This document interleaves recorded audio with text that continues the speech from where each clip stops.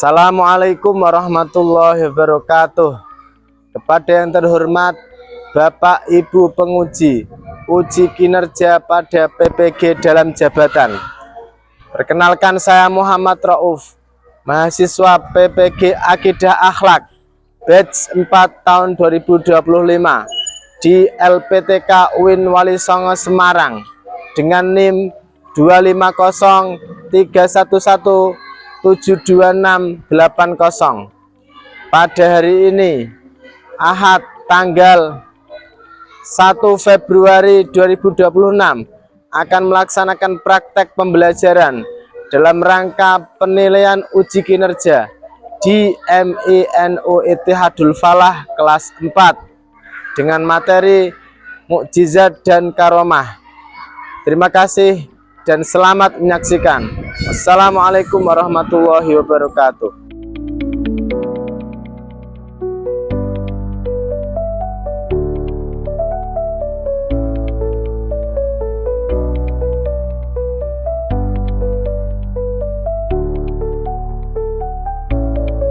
Assalamualaikum warahmatullahi wabarakatuh.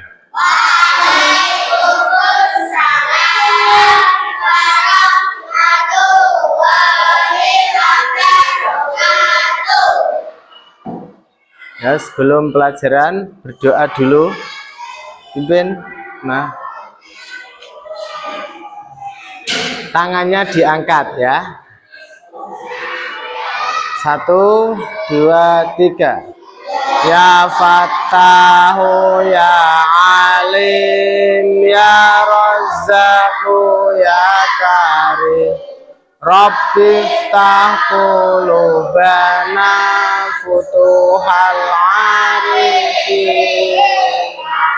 A'udzu billahi minasy syaithanir rajim. Bismillahirrahmanirrahim. Alhamdulillahi rabbil alamin. Ar-Rahmanir-Rahim. Maliki yaumiddin. Iyyaka na'budu wa iyyaka nasta'in. Ihdinas siratal mustaqim. Siratal ladzina an'amta 'alaihim ghairil maghdubi 'alaihim waladdallin. Rabbighfirli wa liwalidayya wa lil mu'minina. Amin. Apa kabar anak-anak? Terima kasih. Sebelumnya saya cek kerapian pakaian dulu. Sudah rapi apa belum? Yang laki-laki dimasukkan bajunya. Oke, sudah. Saya absen.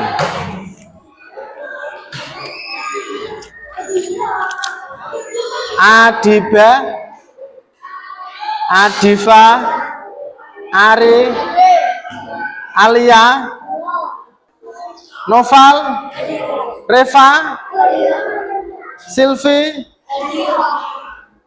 Fania. Ya, sudah. Silahkan berdiri. Sikap sempurna. Hiduplah Indonesia Raya.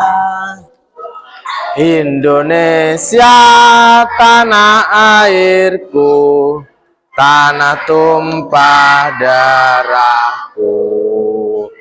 Di sanalah aku berdiri, jadi pandu ibuku. Seperti biasa, ayo kita nyanyikan satu kali 7 kebiasaan anak Indonesia hebat. Siap? Nyanyikan dengan semangat. 1, 2, 3.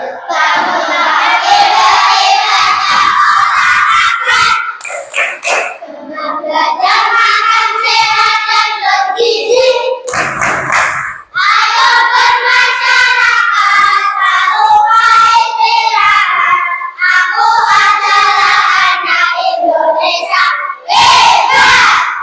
sebelum saya lanjutkan materinya tentang mukjizat dan karomah, anak-anak masih ingat pada pertemuan kemarin materinya apa? Materinya apa? Oh ya, judulnya apa judulnya? Oke, terima kasih. Ya, sekarang kita nanti akan mempelajari tentang mukjizat dan karomah. Nah, sebelum saya menjelaskan lebih jauh, coba anak-anak jawab. Saya punya dua pertanyaan. Anak-anak, apakah semua hal di dunia bisa kita lihat dan bisa kita jelaskan? Bisa apa tidak kira-kira? Ya, ada yang jawab. Tidak. Tidak. Ya, tadi ada yang menjawab bisa, ada yang menjawab tidak. Jadi yang ada di dunia ini, ada yang menjawab bisa dirasakan semua, ada yang menjawab bisa dilihat semua, dan tadi ada yang menjawab belum tentu bisa. Ya, begitu ya. Terus siapa yang pernah mendengar kisah Nabi Musa membelah laut? Nah, berapa orang coba saya hitung? Nah, ada 7 orang ya. Nah, nanti kita akan mempelajari tentang mukjizat dan karomah. Jadi mukjizat itu sesuatu ya, dan karomah adalah sesuatu yang luar biasa, tapi panca indera kita terbatas untuk melihat atau menjelaskannya ya. Jadi sesuatu yang berhubungan dengan mukjizat dan karomah itu kadang-kadang indera kita tidak mampu menembusnya. Nah, gitu. Begitu ya. Jadi ada yang contoh banyak sekali. Misalnya ada tongkatnya Nabi Musa dilempar tiba-tiba menjadi ular. Ada tongkatnya Nabi Musa dilempar ke laut, kemudian lautnya terbelah dan seterusnya. Juga ada karomah. Karomah adalah kejadian luar biasa yang dimiliki para wali, dan semua itu kita tidak bisa mencapai atau kita tidak bisa merasakan, karena semua hal yang luar biasa itu adalah kekuasaan dari Allah. Ya, nanti kita mempelajari mukjizat dan karomah. Dengan mempelajari mukjizat dan karomah, kita akan semakin yakin bahwa Allah itu maha kuasa membuat segala sesuatu, termasuk hal-hal yang luar biasa. Kita nanti mempelajari mukjizat dan karomah. Tujuannya apa? Ya, tujuannya satu, mengetahui apa itu mukjizat dan karomah. Mukjizat itu apa? Nanti tahu. Karomah itu apa? Kedua, mengetahui perbedaan mukjizat dan karomah. Karena kejadian luar biasa itu dua itu tidak sama. Yang ketiga, kita akan bisa menyebutkan mukjizat Nabi Muhammad. Ya, mukjizat Nabi Muhammad. Kemudian contoh karomah para wali Allah. Ya. Kemudian kita akan percaya bahwa Allah Subhanahu wa ta'ala maha kuasa atas segala sesuatu. Yang terakhir, dengan mempelajari mukjizat dan karomah, kita akan bisa meniru sikap baik para nabi dan wali. Seperti sikap baiknya seperti apa? Jujur, rajin ibadah, dan rendah hati. Ya, di kelas ini sudahkah mempraktekkan sikap jujur? Sudahkah mempraktekkan sikap rajin ibadah dan rendah hati? Ya, nanti kita pelajari mukjizat dan karomah dulu agar bisa meniru sifat para nabi dan wali Allah, nabi, rasul, dan wali Allah. Nah, sebelumnya saya coba menceritakan mukjizat. Nah, mukjizat satu, misalnya mukjizat Nabi Muhammad. Kita ketahui Nabi Muhammad adalah nabi terakhir, ya. Nabi Muhammad dulu pada zamannya pernah musim kemarau panjang. Nah, musim kemarau panjang. Apa yang kita rasakan ketika musim kemarau panjang? Coba apa yang kita rasakan? Dingin apa panas? Nah, panas. Pasti kepengen es teh terus, ya apa tidak? Kepengen minum terus, ya apa tidak? Kalau kemarau dulu di zaman Nabi Muhammad juga ada kemarau panjang. Orang-orang pada bingung. Sumber-sumber air sudah pada habis, tidak keluar airnya. Lalu Nabi Muhammad berdoa di dekat Ka'bah, meminta kepada Allah. Setelah itu langit menjadi hitam alias mendung, lalu turunlah hujan dengan cepat. Ya, itu dulu mukjizat Nabi Muhammad. Termasuk mukjizat lagi, mukjizatnya Nabi Muhammad adalah diberikan Al-Qur'an. Al-Qur'an itu adalah kitab suci yang diberikan kepada Nabi Muhammad. Banyak sekali keistimewaannya, diantaranya kita semua itu membaca Al-Qur'an tidak tahu atau tidak paham maknanya, tetap mendapat pahala. Selanjutnya ada karomah. Apa itu karomah tadi?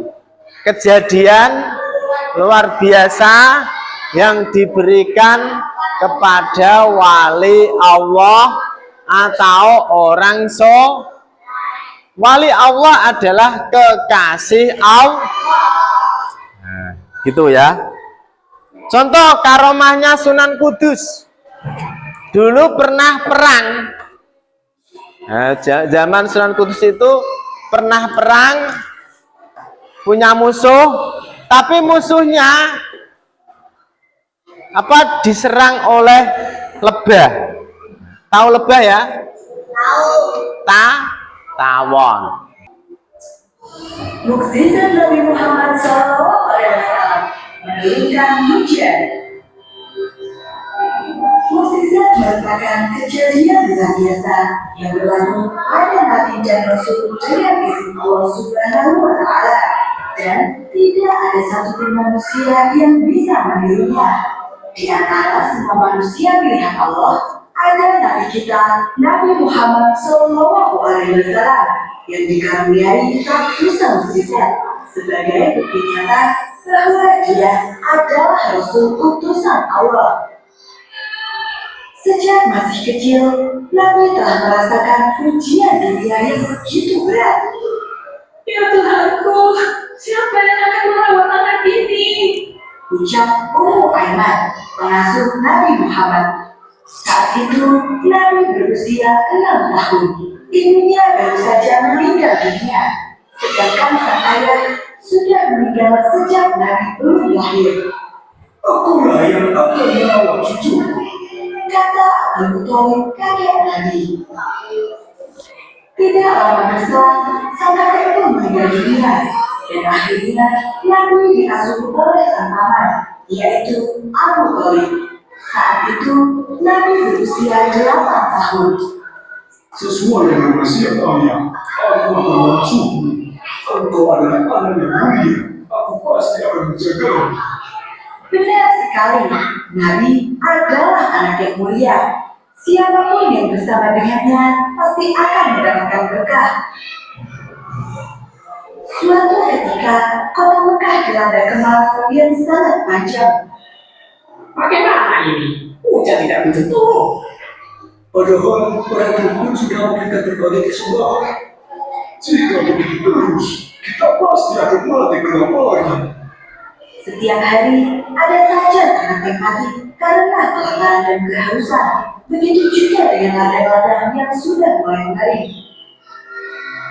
Keadaan yang semakin memburuk membuat para pemimpin suku berkumpul. Salah satu dari mereka mengusulkan untuk meminta bantuan kepada Abu Thalib. Dia adalah penyelamat. Siapa tahu doanya akan terkabul. Benar, tidak ada salahnya jika kita mencoba. Kemudian mereka pun mengutus salah satu orang untuk menemui Abu Thalib. Oh, Abu Thalib, baik,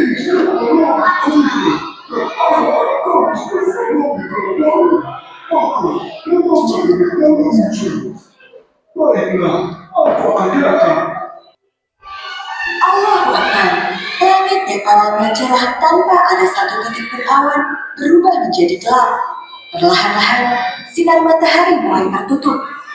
Hujan turun. Demi Allah, awan-awan ini tadinya tidak ada. Dan sekarang langit tertutup oleh awan. Allah mengabulkan doa Nabi Muhammad. Kekeringan di Madinah pun dapat teratasi. Nah, Namun hujan itu turun terus-menerus tanpa henti, membuat tanah yang awalnya kering mulai berbenah dan sekarang yang karomah. Karomah Sunan Kudus. Karomah Sunan Kudus. Karomah Sunan Kudus yaitu dibantu Kudus dan awal Sabta. Waktu beliau menjadi senopati kerajaan wilayah kerajaan semakin berluas hingga kemakmuran dan wilayah sampai tertimpa. Kehadiran strategis orang beliau ditambah dengan kesaktian beliau yang sangat tinggi membuat beliau menjadi senopati yang disukai. Beliau memiliki semacam rompi pada rompi yang dipakai jika sedang terbang. Dan dari baju tersebut keluar banyak tikus yang ikut membantu orang melawan pasukan Majapahit. Tikus tersebut sangat kuat dan sakti. Jika dipukul atau ditikam, bukan malah mati, tetapi malah menjadi besar dan semakin jelas menyerang kepada musuh. Hal ini membuat pasukan Majapahit lalu tunggang langgang. Sunan Kudus juga memiliki sifat tertentu yang kalau dibuka akan mengeluarkan berjuta-juta lubang yang ketika perang banyak pasukan Majapahit yang mati karena diserang oleh lubang-lubang tersebut. Ini pernah terjadi ketika perang melawan pasukan Majapahit yang dibunuh oleh Adipati. Akhirnya Adipati menyerah kalah kepada Ja'far Shadiq Sunan Kudus. Terdakwa yang termasuk Sunan Kudus atau Ja'far Shadiq Kudus adalah berlaku kesaktian dengan kelihatan begitu. Kisah jatuh begini hampir menghubungkan kisah Brahmana dari India yang ingin aku kesaktian kepada Sunan Kudus. Juga kisah pegawan Yogyakarta Semeru yang berlaku kesaktian dengan Sunan Giri. Raja Kediri ini ingin berlaku kesaktian dengan Sunan Kudus dengan berilmu dari tanpa terbang yang dimiliki agar segera sampai di Kudus. Sesampainya di Kudus, dia dapat berada di tanpa terbangnya itu dan bergerak untuk menghubung kesaktian dengan Sunan Kudus. Selain Sunan Kudus, Setelah mendengarkan penjelasan-penjelasan atau kisah-kisah di video tadi, apakah di antara kalian ada yang ingin bertanya? Ayo, ada? Oke. Siapa namanya? Arfan. Apa Van? Pertanyaannya Van? Oh, siapa saja yang mendapat mukjizat? Ada lagi? Adifa? Oh, iya. Yang pertama dari Arfan, siapa yang mendapat mukjizat? Yaitu Nabi dan Rasul. Ya, Nabi dan Rasul. Kemudian perbedaan mukjizat dan karomah, yaitu kalau mukjizat diberikan kepada Nabi dan Rasul, ada lagi perbedaannya, yaitu kalau mukjizat sekarang tidak bisa diminta lagi.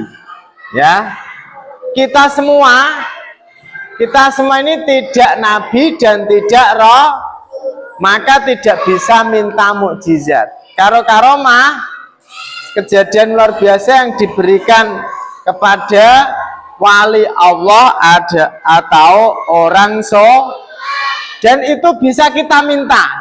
Ya, misal kalian di sini nanti selepas pelajaran ini rajin beribadah, sholat 5 waktu, mengerjakan sesuatu yang sunnah sangat banyak sekali, dan mengamalkan kebaikan-kebaikan, nanti bisa mendapat karomah.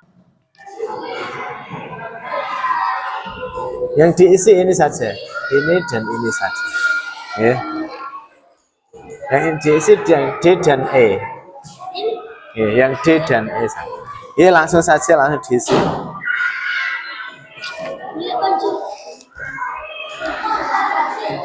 Yang diisi yang D dan E.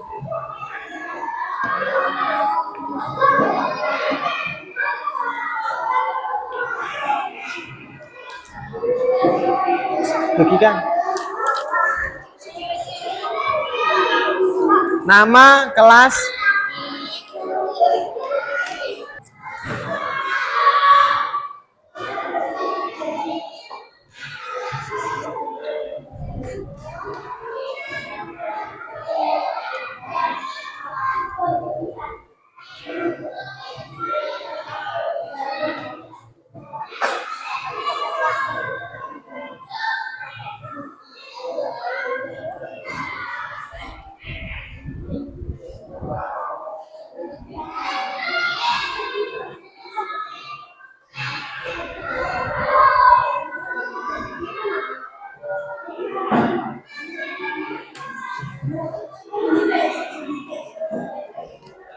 Ya, dikerjakan dengan tenang ya, tenang.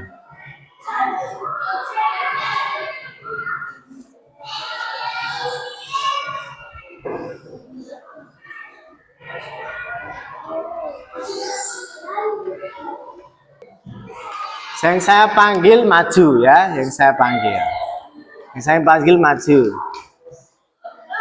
Nanti menjelaskan apa? Memberikan contoh 2 mukjizat dan 1 karomah. Coba dibaca Una, 2 contoh mukjizat dan 1 karomah.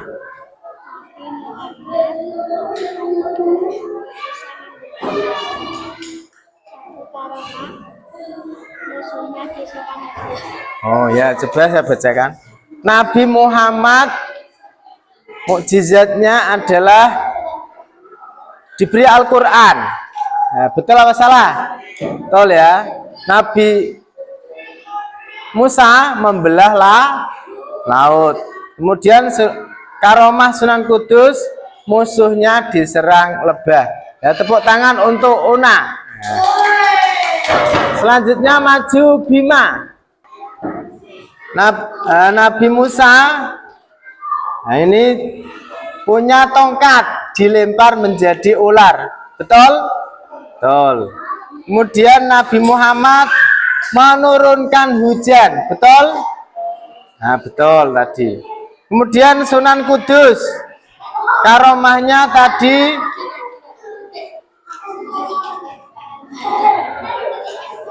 membawa oleh-oleh berubah menjadi Menara Kudus. Betul? Nah, silahkan tepuk tangan buat Bima. Lanjut, kelompok sini. Kelompok Adifa maju, Fa. Oke, Adifa menulis mukjizat Nabi Muhammad menurunkan hujan. Kemudian mukjizat Nabi Musa mengeluarkan tongkat yang tongkatnya menjadi ular dan memakan ular-ular kecil. Ya sudah. Kemudian yang Sunan Kudus, mukjizatnya tadi membuat Menara Kudus. Oke, saya bacakan, Arfan. Nabi Musa mendapat mukjizat berupa kitab Taurat. Nah, Nabi Musa melemparkan tongkat menjadi ular. Kemudian karomahnya Sunan Kudus berdakwah dengan menghormati kaum Hindu dengan tidak menyembelih sapi. Ya, terima kasih. Tepuk tangan untuk Arfan. Yang terakhir Adnan maju.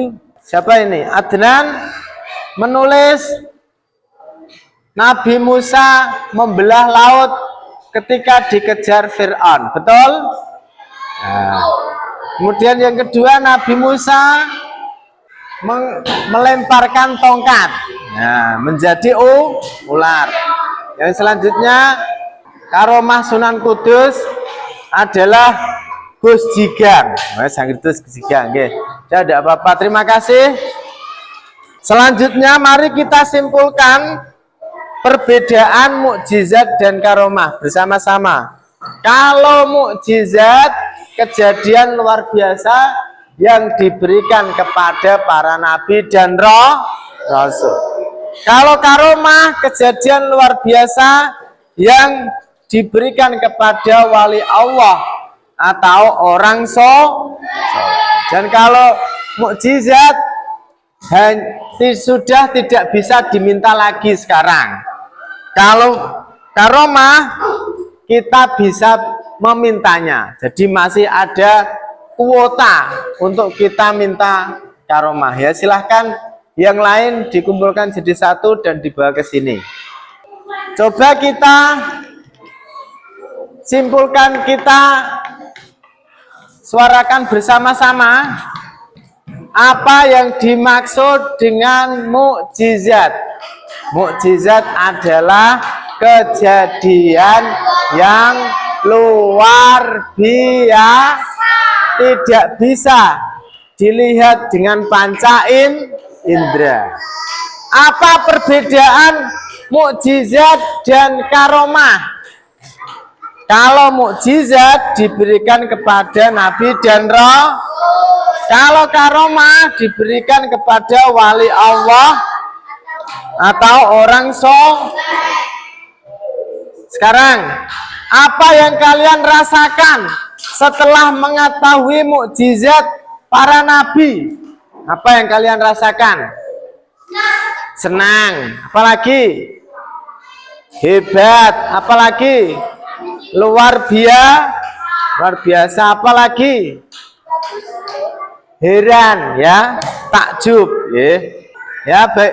Jadi mukjizat dan karomah adalah terjadi karena kehendak Allah. Maka kita harus beriman, bersyukur dan rendah hati atau tidak boleh karena semuanya adalah kehendak Allah, gitu ya.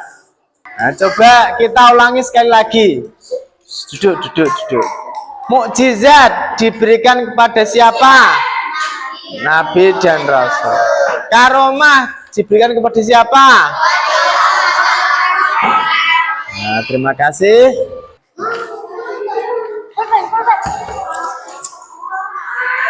Disilang langsung dikumpulkan, ya.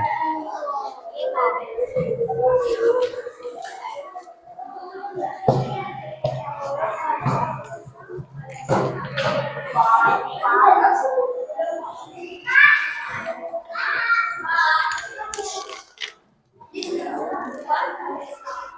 disilang. Pun silang sebentar.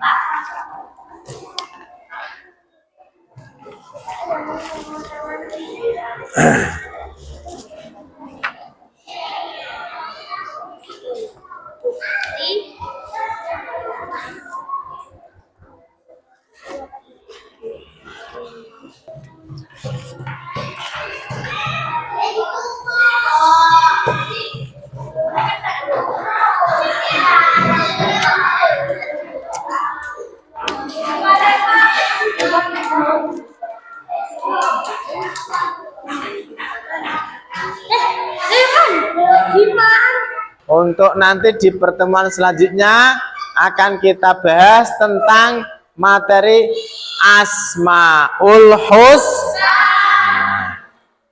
Sudah, mari kita akhiri dengan berdoa bersama. Subhana rabbika rabbil izzati wassalamun alal mursalin walhamdulillahi rabbil alamin. Assalamualaikum warahmatullahi wabarakatuh.